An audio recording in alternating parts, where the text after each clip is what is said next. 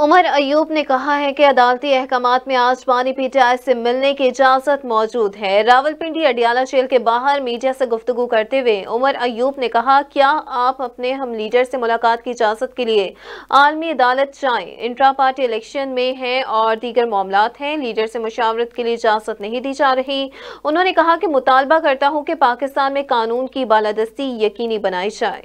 इस पर मजीद उनका क्या कहना था, आइए जानते हैं।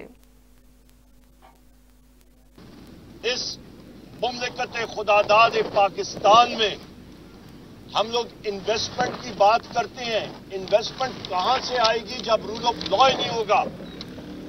एक अदालत के ऑर्डर जेल सुपरिटेंडेंट मानने से इनकार कर रहा है, उसका अमला मानने से इनकार कर रहा है और हमें हमारा हक नहीं दिया जा रहा, तो कौन सी यहां पे अदल इंसाफ होगा?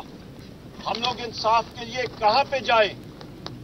मैं कोई लाहौर हाई कोर्ट के पास जाऊं, मैं इस्लामाबाद हाई कोर्ट के पास जाऊं, मैं पाकिस्तान के सुप्रीम कोर्ट के पास जाऊं कि हमें मुलाकात की जाए, या हम लोग कोई इंटरनेशनल कोर्ट में जाएं कि हम लोग अपने लीडर से मुलाकात करें?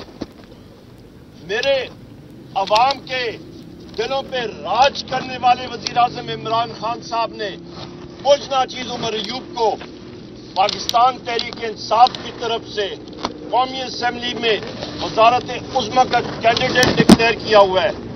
मैं पाकिस्तान तहरीक इंसाफ का इस वक्त चीफ ऑर्गेनाइजर हूं। हमारे इंट्रा पार्टी इलेक्शन आ रहे हैं, हमारे पार्टी के मुख्तलिफ मामलात हैं। मैंने अपने लीडर से मुलाकात करनी है और ये जमहूरी हक अदालत ने जो मुझे दिया है, जो ये लीगल हक, कानूनी हक, इससे मुझे डिनाई किया जा रहा है।